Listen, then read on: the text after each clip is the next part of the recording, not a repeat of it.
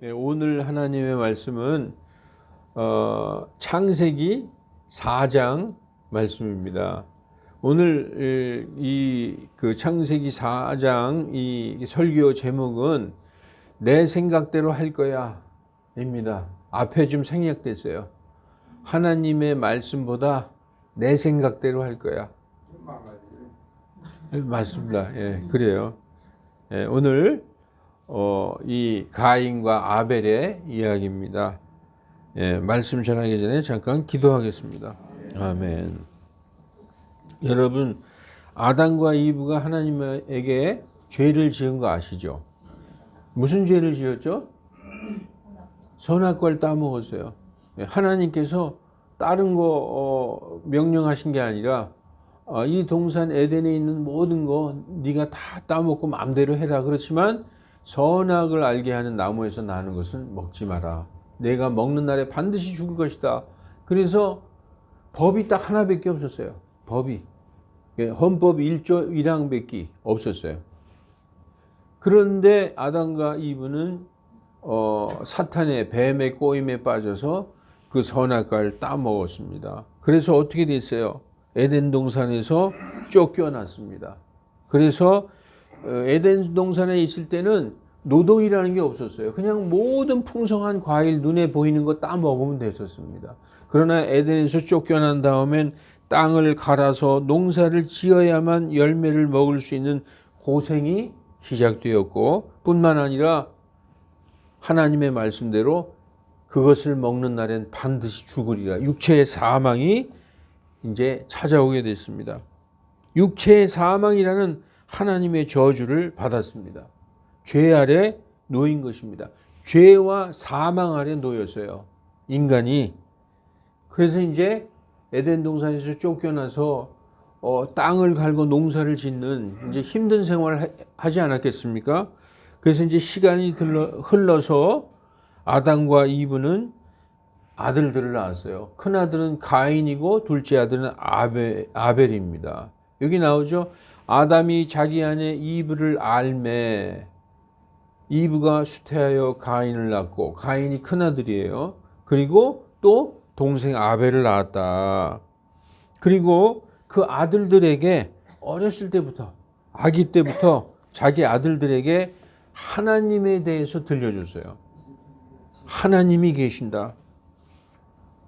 그 하나님께서 모든 것을 창조하시고 모든 것을 지으신 분이다. 그러니 너희들은 하나님의 말씀에 절대 순종해야 한다라고 가르쳤습니다. 왜 그렇게 가르쳤을까? 아담과 이브는 우리가 하나님의 말씀에 불순종해서 이러한 벌을 받는구나. 이렇게 힘들게 땅을 갈아서 막 농사를 지어야 먹게 되고 또 언젠가 닥칠 죽음을 기다리고 있었던 것이죠. 그래서 아들들을 그렇게 가르쳤는데 그 아담과 이브 그 엄마 아빠의 말대로 둘째 아들 아벨은 부모에게 배운 대로 양떼의 첫 새끼와 그 피와 기름으로 하나님께 제사를 드렸다. 제사는 예배하고 똑같은 거예요. 예배. 하나님께 예배를 드리는데 둘째 아들 아벨은 양떼 중에서 첫 새끼와 그 기름으로 제사를 드렸다. 예배를 드렸다. 이렇게 말씀하고 있어요. 그게 나오죠? 4절에. 그래서 주께서 그런데 가인은 어떻게 드렸다? 가인은 땅의 열매 중에서 헌물을 가져와 주께 드렸다. 네. 큰아들 가인은 농사를 져서 뭐 땅의 곡식이나 아니면 과일이나 이런 거 가지고 자기가 열심히 농사를 져서 땀 흘린 그 수확한 곡식과 과일을 가지고 하나님께 제사를 드렸고, 둘째 아들 아벨은 양의 첫 새끼와 그 기름이라는 것은 죽였기 때문에 기름이 나온 거예요. 그 짐승을 죽이면 그 내장에 기름이 있잖아요. 그런 거. 그러면 피도 나오잖아요. 죽였으니까. 그러니까 피와 기름 이런 걸로 하나님께 제사를 드렸다. 그런데 여기 뭐라고 써 있어요? 아벨과 그의 헌물에는 관심을 가지셨으나 둘째 아들 양의 첫 새끼와 기름으로 하나님께 제사를 드렸는데 그 헌물에는 하나님이 관심을 가졌다는 거예요. 여기 보면은 그의 헌물뿐만 아니라 아벨과 그의 헌물, 그러니까 아벨을 받으시고 그의 헌물도 받으셨다. 그러나 가인과 그의 헌물에는 관심을 갖지 아니하셨으므로 가인이 몹시 분을 내고 그의 얼굴빛이 변하니라. 여러분, 우리가 생각할 때, 저 옛날에 성경을 잘 모를 때, 아니 오히려 가인의 헌물이 더 좋은 거 아닌가? 왜냐? 자기가 열심히 땀을 흘려서 땅을 갈고 곡식을 져서 그 열매로 하나님께 기쁜 마음으로 내 땀을 흘린 그 노력의 결실을 가지고 하나님 앞에 드렸어요. 그럼 하나님이 더 기뻐하셔야 되는 거 아닌가? 그냥 양새끼 죽여가지고 그 피와 기름으로 하나님 앞에 제사 드린 것보다 이게 더 귀한 거 아닌가? 이렇게 생각을 했어요. 근데 하나님이 안 받으셨다는 거예요. 가인의 헌물을. 그래서 주께서 가인에게 이르시되 내가 어찌하여 분을 내느냐? 어찌하여 내 얼굴빛이 변하느냐? 이렇게 말씀하셨습니다. 여러분, 우리가 이 양의 첫 새끼와 그 피와 기름으로 하나님께 반드시 예배를 드려야 돼요. 그게 아담과 이브에게 하나님이 명령하신 거예요. 왜냐하면 아담과 이브가 하나님께 죄를 짓고 쫓겨날 때 하나님께서 그 죄를 용서해 주실 때 어떻게 했어요? 짐승을 잡아서 그 가죽으로 옷을 해 입히셨다. 그 짐승이 죽었단 말이에요. 그 짐승은 창세 때 돌아가신 예수 그리스도의 예표라는 것입니다. 그래서 모든 예배에는 옛날 그 가인과 아벨 때부터 지금까지 모든 예배에는, 모든 제사에는 반드시 어린 양의 피와 기름으로 예배를 드려야 되는 거예요. 그게 하나님 기뻐 받는 거예요. 그 어린 양은 누구를 예표하고 있느냐? 누굴 상징하고 있느냐? 바로 예수 그리스도를 상징하고 있어요. 그러니까 창세 때부터 예수님은 이미 모든 사람의 죄를 대속하시려고 죽은 어린 양이셨다라는 것이 성경의 말씀이라는 것입니다. 자, 보십시오. 아벨은 양떼의 첫 새끼, 그 피와 기름으로 하나님께 제사를 드렸다. 반드시 양으로 제사를 드려야 돼요. 이 양은 어린 양 예수님을 상징하고 있는 거예요. 그러니까 창세부터 지금 현 시대까지 예배에는 반드시 뭐가 있어야 된다? 예수 그리스도의 십자가의 보혈로 하나님 앞에 나가는 것입니다. 가인은, 큰아들은 자기 생각에 최고로 좋은 것을 드렸지만 자신의 제사가 거절당하자 가인은 심히 안색이 변하면서 분노했습니다. 이에 하나님은 가인에게 6, 7절에 우리가 조금 아까 읽었죠. 내가 어찌하여 분을 내느냐? 내가 잘 행하지 아니하면 죄가 문에 엎드려 있느니라. 이렇게 하나님께서 경고하셨어요. 이게 무슨 말이냐?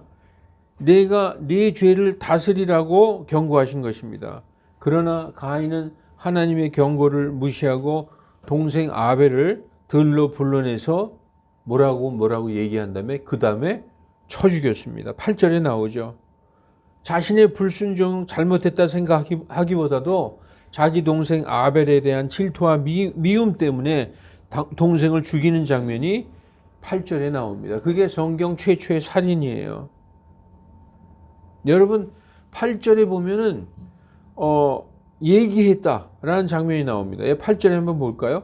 창세기 4장 8절. 가인이 자기 동생 아벨과 이야기를 하니라. 그 뒤에 그들이 들에 있을 때 가인이 자기 동생 아벨을 치려고 일어나 그를 죽이니라. 죽였다는 거예요. 여러분, 이 형 가인은 아벨과 얘기를 했는데 성경에 무슨 얘기를 했다는 내용이 안 나와 있어요.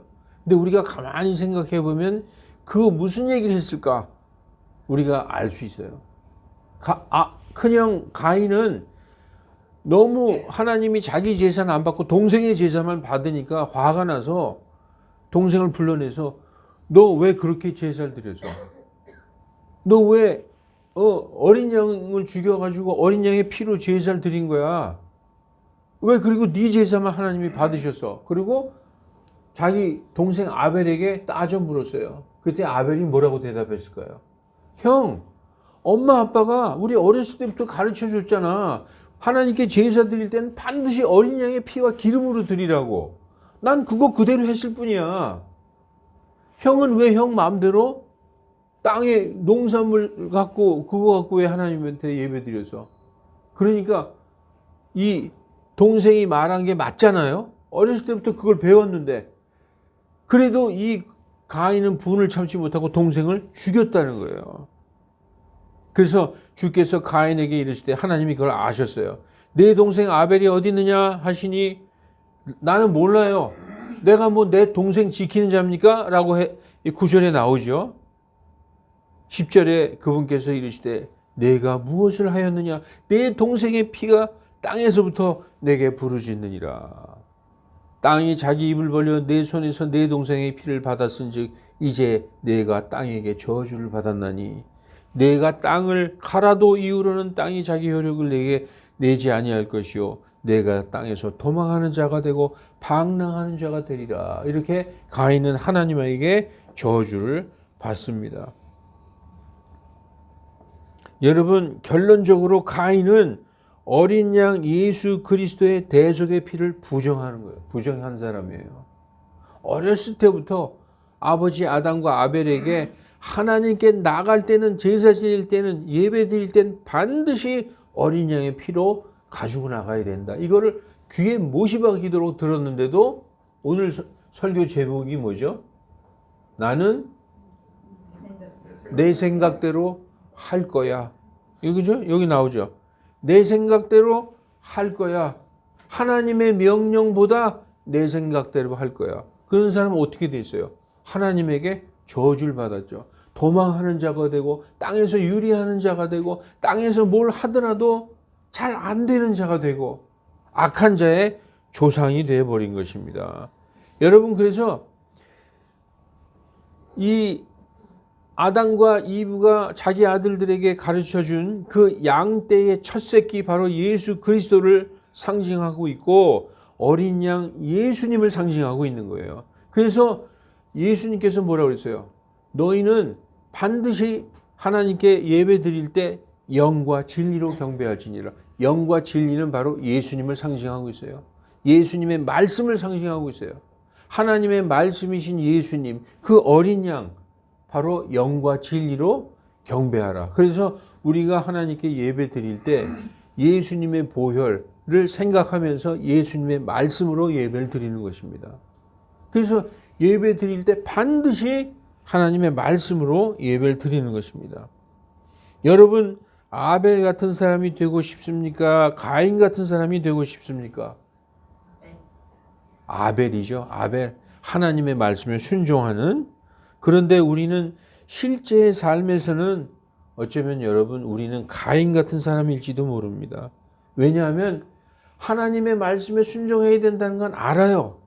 머리로는 알아. 그런데 막상 생활할 때 보면은 하나님의 생각과 내 생각이 다르면 누구 생각을 따라가요, 여러분? 내 생각을 따라가잖아요, 자꾸. 하나님의 말씀 성경에 이렇게 써 있지만 아이 그래도 뭐 어떻게 다 성경대로 살 수 있어? 그러고 결론적으로 내 생각을 따라간단 말이에요. 그러니까 우리에게는 가인과 같은 그런 기질이 많이 있습니다. 말씀에 순종하지 않고 내 생각대로 할 거야 한다면 여러분 가인과 똑같은 사람이라는 거예요. 가인과. 성경에서 가인은 하나님에게 불순종하는 모든 악인의 조상, 악인의 대표가 되었습니다. 그러나 아벨은, 동생 아벨은 의로운 자의 대명사가 됐어요. 의로운 자, 하나님께 순종하는 자의 대명사가 됐다는 겁니다. 이 아벨에 대해서 믿음장 히브리서에 뭐라고 써 있느냐? 히브리서 11장 4절 믿음으로 아벨은, 여기 나오죠? 믿음으로 아벨은 가인보다 더욱 뛰어난 희생물을 하나님께 드리고 예수 그리스도의 보혈을 드렸다는 거예요. 어린 양의 피와 기름으로 하나님께 제사를 드리고 그것으로 말미암아 의로운 자라는 증거를 얻었으니 하나님께서 그의 예물들에 대하여 증언하시느니라. 그가 죽었으나 믿음으로 지금도 말하고 있느니라 라고 성경에 기록되어 있는 것입니다. 여러분, 하나님은 우주와 만물을 창조하시고 그것들의 시작과 끝을 정해 놓으셨습니다. 그래서 하나님은요, 이 우주가 끝이 어떻게 되고 이 세상 역사의 끝이 어떻게 된다는 것을 성경에 이미 다 기록해 놓으셨어요. 우리 인류의 끝이 어떻게 될 것이다. 성경에 다 나와 있습니다. 그리고 그분의 지식과 능력은 한이 없어요. 왜냐? 창조주의이기 때문에 시작을 알고 끝을 아는 거예요. 이 우주를 창조하신 분이기 때문에 시작은 어떻게 되었다. 끝은 이렇게 된다. 이걸 아시는 것입니다. 그리고 하나님의 능력은 한이 없어요. 그래서 하나님은 모든 것을 알고 하나님의 능력은 끝이 없다. 그래서 하나님은 전지전능하신 분이다. 모든 걸 아신다. 전지. 모든 능력을 가지고 계시다. 전능하신 분이다. 라고 성경을 말씀하고 있는 것입니다. 그런데 사람이 아무리 똑똑하고 정말 너무너무 똑똑해도 사람은 하나님에 비하면 아무것도 아니에요. 먼지만도 못해요. 아니, 사람이 아니라 온 민족을 다 합해놔도 하나님에 비하면 물방울만도 못하다. 작은 먼지만도 못하다라고 성경은 말씀하고 있습니다. 말씀을 한번 볼까요? 이사야서 40장 15절 보라, 민족들, 이 세상에 사는 모든 민족들은 물통에 한 방울 물 같고 하나님에 비하면 저울의 작은 먼지같이 여겨지느니라. 하나님에 비하면 모든 세상 사람을 다 합해놔도 한 방울의 물방울 같다는 거예요. 그리고 저울 위에 붙어 있는 무게도 나가지 않아요. 먼지이기 때문에. 그런 너무나 작은 먼지 같은 그런 존재라는 거예요. 그러니까 하나님 앞에서는 인간이 아무리 위대하고 똑똑하다 해도 하나님 앞에서는 그저 무릎 꿇고 겸손히 순종해야 된다라는 말씀입니다. 그러므로 전지전능하시고 의로우신 하나님 앞에 완전히 순종하는 것이 그게 지혜로운 사람이며 그것이 사람의 도리이다 라는 것입니다. 여러분, 우리들 믿는 사람들이 믿지 않는 세상 사람들과 다른 게 뭡니까? 우리는 알잖아요. 하나님이 어떤 분이며 하나님이 누구시며 어떤 분인지 우리는 잘 알고 있다는 거예요. 그러므로 불순종하는 세상 사람들처럼 어리석은 사람이 되지 말고 하나님의 말씀에 순종하는 지혜로운 사람이 되어야 된다. 여러분, 불순종하는 모든 사람들의 변명은 이래요. 아이, 근데 내 생각은 이래. 에이, 나는 그렇게 생각 안 해. 성경에 이렇게 써 있는데, 에이, 나는 그렇게 생각 안 해. 이거 뭐예요? 하나님의 말씀 부정하는 거예요. 그리고 하나님의 말씀이 성경에 있는데도, 아이, 나는 이렇게 생각해. 이게 자꾸 뭐 하는 거예요? 이 성경을 부정하는 거죠. 하나님에게 도전하는 것입니다. 그러나 내 생각과 내 상상을 버리고 오직 말씀에 따르라 라고 성경이 말씀하고 있습니다. 고린도후서 10장 5절 이 말씀 잊어버리지 마시기 바랍니다. 우리는 우리의 모든 상상하는 것과 또 하나님을 아는 지식을 대적하여 내 스스로를 높이는 모든 높인 것을 무너뜨리고 모든 생각을 사로잡아 그리스도께 뭐하라고 써 있어요? 순종하라. 그러니까 내 생각, 내 상상, 나의 경험, 이 나의 모든 것을 사로잡아서 그리스도의 발 앞에 완전 순종하라 라고 써 있는 것입니다. 하버드 대학교 나오고 무슨 박사 학위가 몇 개고 너무너무 똑똑해서 뭐 과학자다. 하나님 앞에 순종하라는 거예요. 먼지만도 못하다는 거예요. 인간은. 사람의 생각, 그걸 뭐라고 얘기하느냐? 인본주의. 인본주의. 여러분, 옛날에 그 르네상스가 왜 생긴 거예요? 왜 생겼습니까? 너무너무 중세 고대부터 쭉 하나님 하나님 그러니까 인간들이 반발하기 시작했어요.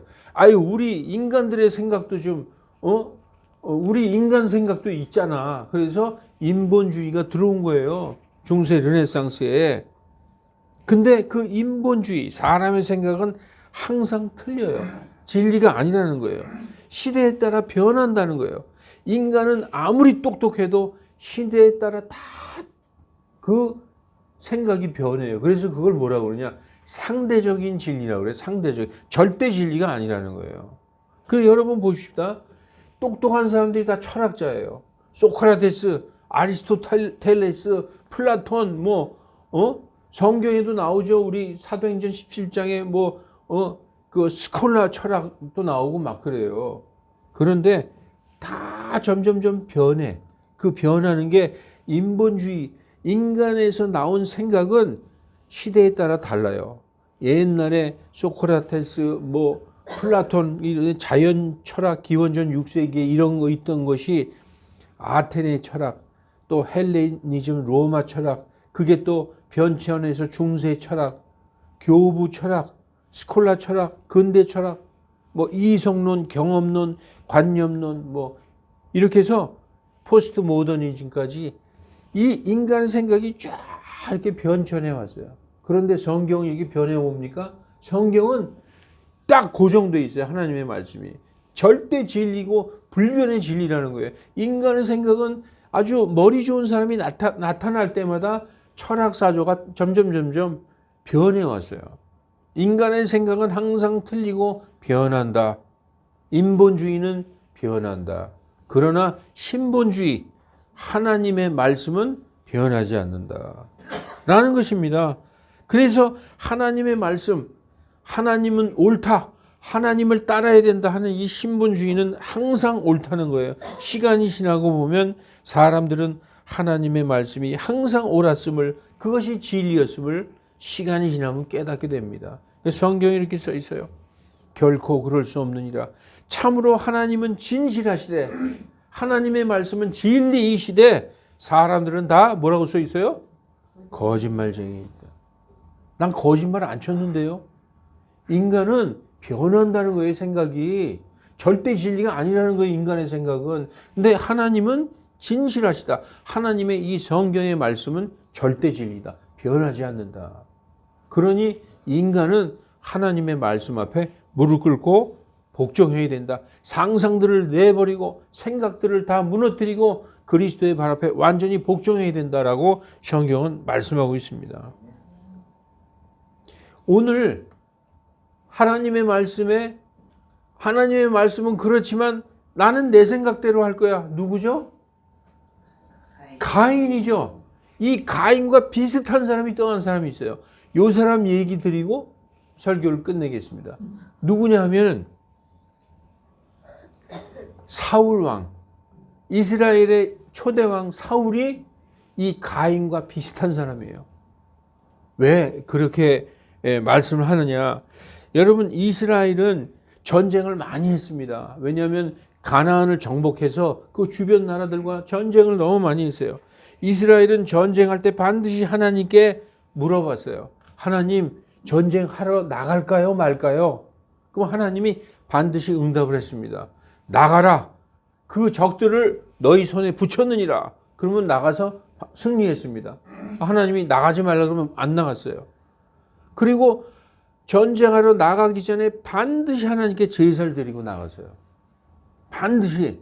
그런데 여러분, 이스라엘은 원래 하나님이 통치하시는 나라지만 이스라엘 백성들이 하도 우리에게도 왕을 주세요 해서 왕을 줬잖아요. 그게 초대 왕이 사울입니다. 그런데 이스라엘에는 왕이 하나만 있는 게 아니에요. 정치 군사적인 왕은 일반적인 왕이지. 사울 왕이나 다윗 같이 정치 군사적인 왕이 있어요. 종교적인 왕이 또 있어요. 그게 뭐냐? 대제사장이에요. 대제사장. 대제사장은 하나님께 제사를 드리는 게 대제사장인데, 심지어 한 나라의 왕, 정치 군사적인 왕이라 할지라도 종교적인 왕, 대제사장이 지낼 수 있는 그 제사를 왕이라도 함부로 드리면 안 되는 거예요. 절대로 하나님의 제사는 대제사장만이 드릴 수가 있었어요. 그런데 이제 싸움이 붙었어. 블레셋, 요즘 그 팔레스타인, 그 블레셋이라고 성경에 나와 있는데 그 블레셋과의 전투, 이스라엘의 최대의 적이 블레셋이었거든. 전투를 하는데 저기 적군들이 그냥 까맣게 진을 치고 있는 거예요. 그런데 그때 사울 왕 당시의 대제사장이 누구였느냐? 여러분이 잘 아시는 사무엘이었어요. 사무엘. 그런데 빨리 하나님께 제사를 지내고 전쟁하러 나가야 되는데 사무엘이 안 와. 아무리 기다려도 안 오는 거예요. 그 사무엘이 대제사장이기 때문에 사무엘만이 하나님께 제사를 드릴 수 있는데 적군이 막 쳐들어올 것 같은데 사무엘이 안 오는 거야. 그러니까 사울이 어떻게 했는 줄 알아요? 야, 됐어. 내가 제사 드릴 거야. 그리고 대제사장이 제사를 드려야 함에도 불구하고 내가 왕이니까 내 마음대로 할 거야. 내 생각대로 할 거야. 해가지고 지가 제사를 드렸어요. 어떻게 됐을까요? 어떻게 됐을까? 이렇게 됐어요. 사무엘이 이제 나중에 도착해서 사울 왕에게 이르되 왕이 어리석게 행하였나이다. 왕이 주 왕의 하나님께서 왕에게 명령하신 그분의 명령을 지키지 아니하였나이다. 이 명령이 뭐냐? 이 제사는 반드시 대제사장이 드려야 되는 거예요.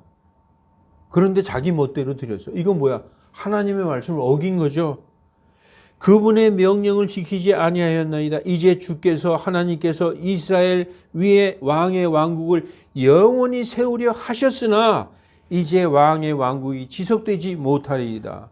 주께서 왕에게 명령하신 바를 왕이 지키지 아니하였으므로 주께서 자신의 마음에 맞는 사람을 구하시고 주께서 그에게 명령하사 자신의 백성이 대장이 되게 하셨나이다.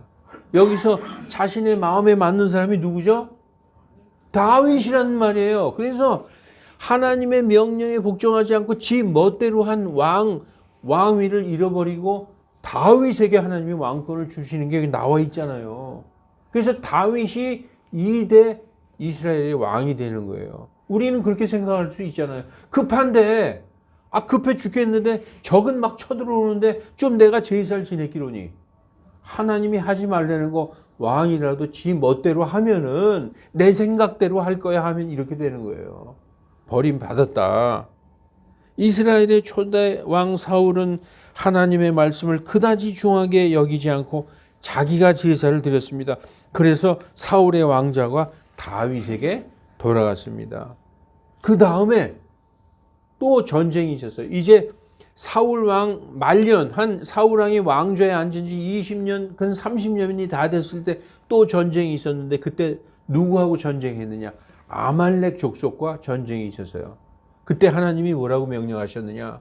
저 아말렉 족속과 전쟁했을 때 거기에 있는 모든 사람을 다 죽여라. 심지어 짐승도 싹 죽여라. 아주 남녀노소를 불문하고 다 죽여버리고 짐승까지 죽여라. 하나님이 명령하셨어요. 그런데 사울 왕은 뭘 꼭 다 죽일 필요 있어? 그리고 다 안 죽였어요. 어떻게 됐을까요? 이렇게 됐다는 거예요. 지금 가서 아말렉을 쳐서 그들이 가진 모든 것을 진멸하고 남기지 말며 남자와 여자와 어린아기와 젖먹이와 소와 양과 낙타와 나귀를 죽이라 라고 하나님 명령하셨어요. 우리가 볼 때도 야 하나님 좀 잔인하시지 않냐? 그렇지만 다 이유가 있습니다. 여러분 가나안을 정복해서 싹 전멸하라고 그랬는데 전멸 안 했기 때문에 지금까지 블레셋하고 팔레스타인하고 전쟁하고 있는 거예요. 지금까지. 그리고 이스라엘 백성이 타락하게 된 것입니다. 그 주변 족속의 우상들을 섬기는 바람에. 이렇게 하나님이 명령하셨는데 나중에 그 사무엘이 이렇게 그 사울 왕한테 와서 들으니까 자꾸 짐승 소리가 들리는 거야. 아니 왕이시여 이게 무슨 소리입니까? 그랬더니 사울 왕이 대답하기를 예, 그 아멜렉하고 전쟁하다가 좀 좋은 놈은 내가 좀 안 죽이고 남겨놨습니다. 이렇게 얘기한 거예요. 뭐라고 얘기할까요? 사무엘이 이르되 주께서 주의 음성에 순종하는 것만큼 번제 헌물과 희생물을 크게 기뻐하시나이까. 보소서 순종이 희생물보다 낫고, 여기 개역성경에 보면 순종이 제사보다 낫고, 하나님의 말씀에 청종하는 것이 순양의 기름보다 나으니, 거역하는 것은, 하나님의 말씀에 거역하는 것은 마술죄와 같고, 완고한 것, 내 생각대로 할 거야, 자기 고집을 세우는 것은 불법과 우상숭배와 같나이다. 왕이 주의 말씀을 버렸으므로 그분께서도 왕을 버려 왕이 되지 못하게 하셨나이다. 그래서 사울은 완전히 하나님께 버림을 받고 끝나버립니다. 그리고 블레셋의 전투에서 나중에 비참하게 죽어요. 사울 왕이. 사랑하는 형제 자매 여러분, 두 사람, 가인도 내 생각대로 할 거야, 사울 왕도 내 생각대로 할 거야. 어떻게 됐어요? 하나님께 버림받았죠. 그러나 여러분 걱정하지 마십시오. 구약 시대에는 하나님의 선택을 받았다가도 이렇게 불순종하면 버림을 받았지만, 이 신약 시대에 예수님으로 말미암아 하나님의 자녀들이 된 성도들은 하나님의 아들, 딸이 되었기 때문에 잘못해도 버림받는 일은 없어요. 징계받는 일은 있어도, 야단맞고 채찍맞는 일이 있어도 하나님이 호적에서 파버리는 일은 없다는 거예요. 예. 그러나 구약은 신약의 거울입니다. 순종이 제사보다 낫다는 말씀은 구약이나 신약이나 동일한 진리예요. 구약에도 순종이 희생헌물보다 낫고, 신약에도 하나님의 말씀에 순종하는 것은 제사보다 낫다라고 말씀하고 있는 것입니다. 다시 말해서 말씀에 순종하는 것이 예배 드리는 것보다 더 중요하다. 여러분, 우리가 일주일에 한 번씩 주일날 모여서 온 마음을 다해서 예배를 드리잖아요. 이것도 중요하지만 하나님은 이보다 더 중요하게 생각하시는 것이 무엇이냐? 말씀에 순종하는 것. 그것을 제사보다 더 낫게 생각하신다는 거예요. 하나님의 말씀에 순종하는 것이, 여기 희생헌물, 이게 뭐예요? 구약의 제사 방법이죠. 양을 죽여서 제사 드리는 거. 하나님의 말씀에 순종하는 삶이 제사보다 낫다는 거예요. 이게 얼마나 중요한 말씀입니까? 따라서 여러분, 평소 생활에서 하나님의 말씀에 순종하는 것을 하나님께서 더 중요하게 보신다는 거예요. 이제 말씀을 마치겠습니다. 여러분, 교회에 왜 나오십니까? 우리는 예수님을 배우러 나오는 거예요. 예수님을. 이 교회에 나오는 목적이 예수 그리스도를 배우러 나오는 것입니다. 십자가에 달려 죽기까지 순종하신 주님의 순종을 배우러 교회에 나오는 것입니다. 주님이 어떻게 순종하셨느냐, 그걸 배우러 나오는 것입니다. 예수님 닮는 것, 많은 사람들이 그러죠. 예수님 닮게 해 주시옵소서. 예수님 닮는 것은 그분의 순종을 닮는 것입니다. 그러므로 여러분, 가인같이 하나님을 대적하는 사람 되지 말고, 사울 왕같이 교만한 사람 되지 말고, 내 생각대로 좀 하면 좀 어때? 이런 사람 되지 말고, 언제나 하나님 앞에서 겸손히 내 생각과 내 의지를 내려놓고, 내 경험 이런 거 다 내려놓고, 내 지식 내려놓고 예수님처럼 순종하는 우리 모두가 되시기를 주 예수 그리스도의 이름으로 축원합니다. 기도하겠습니다. 거룩하신 하나님, 우리는 하나님 잘 믿는다고 생각하고 스스로 위안하고 신앙생활하고 있습니다.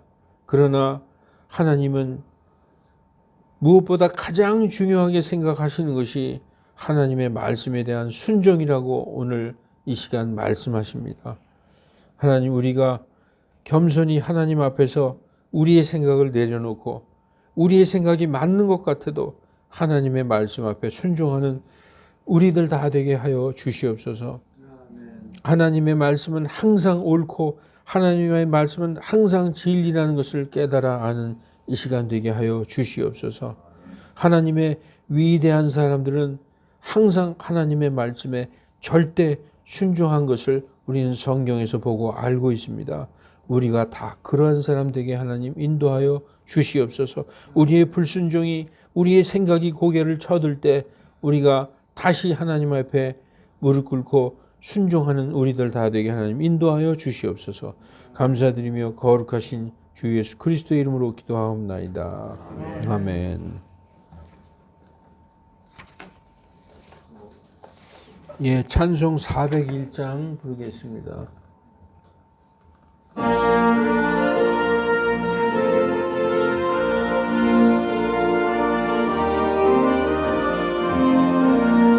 정성을 향해 가는 성도들 장애를 들여 말하라.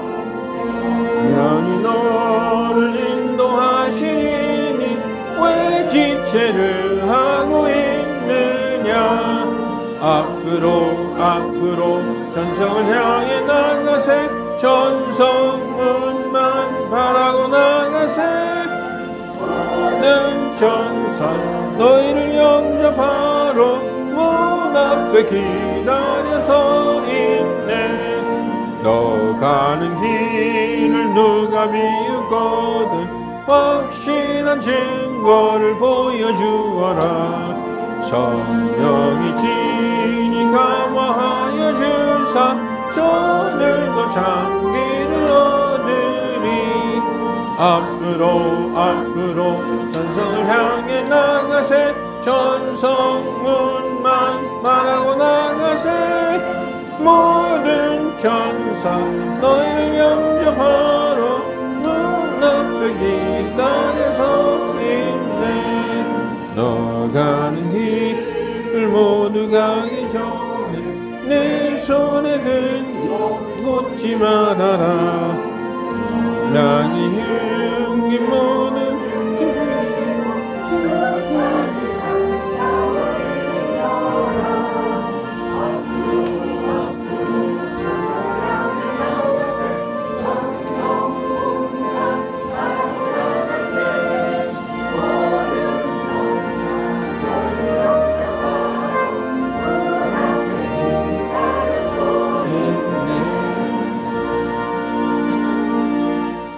잠시 헌금 기도하겠습니다. 하나님께 귀한 예물 드린 복된 손길들이 있습니다. 건강 주시고 그 가정에 평강과 하늘의 복을 내려주셔서 기쁨과 은혜로 충만하게 하여 주시옵소서. 우리 가정 모든 식구들 아픈 사람 한 사람 없이 하나님께서 지켜 보호하여 주시고 물질로 고난당하지 않게 하나님 땅의 복과 하늘의 기름진 복으로 채워 주시옵소서. 오직 하나님께 영광 드리고 하나님께 감사드리며 주님의 말씀에 따라 사는 우리 믿음 침례 모든 성도들의 가족이 되게 하여 주시옵소서.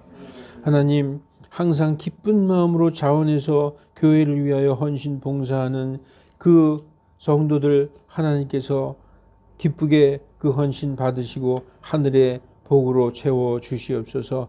성도들이 한 마음으로 교회를 세워나가게 하시고 때로는 해이한 마음이 됐다가도 다시 그리스도의 반석 위에 굳게 서서 완전히 하나가 되는 교회가 되게 하여 주시옵소서. 그리스도 안에서 완전히 하나가 되게 하여 주시옵소서. 하나님 우리가 합심하여 간절히 기도한 즉 하나님께서 응답하여 주신 것에 대해서 다시 한번 감사와 영광과 찬송을 돌립니다. 나상이 소방관에 합격하였습니다. 나머지 인생도 하나님께서 잘 인도하여 주셔서 하나님께 감사를 드리는 성도의 삶을 잘 살아나갈 수 있게 인도하여 주시옵소서. 또한 하나님 우리 신상규 목사님 하나님께 충성한 그 지난날을 하나님께서 보시고 기쁘게 받아주셔서 건강 주시고 나머지 삶도 건강하고 기쁘고 평안한 삶 되게 하나님 인도하여 주시옵소서. 하나님 또한 우리 자녀들 중에서 김찬영 우리 김도아 집사님과 탁도현 자매님의 아들 비자 문제로 너무나 오랜 시간을 정말 기다리는 상황에 있습니다. 하나님, 하나님의 뜻으로 하나님이 보시기에 좋은 그런 결론이 나올 수 있게 하나님 하루속히 역사하여 주시옵소서. 또한 우리의 지현명 집사와 강영주 자매 딸, 우리 둘째 딸에게 하나님 직장을 허락하여 주시고 너무 오랫동안 걱정 근심 속에 방황하지 않게 하나님께서 서연이에게 하나님께서 찾아가 주셔서 직장을 얻을 수 있도록 하나님 인도하여 주시옵소서. 또한 우리 권민경 자매님의 딸 윤보영 시험관 아기를 하고 있습니다. 잘 돼서 귀한 아기 가질 수 있도록 하나님께서 역사하여 주시옵소서. 다른 우리 모든 자녀들에게도 찾아가 주셔서 하나님께서 아이들의 손을 붙들어 주시고 선한 길로 인도하여 주실 줄 믿으며 거룩하신 주 예수 그리스도의 이름으로 기도하옵나이다. 아멘.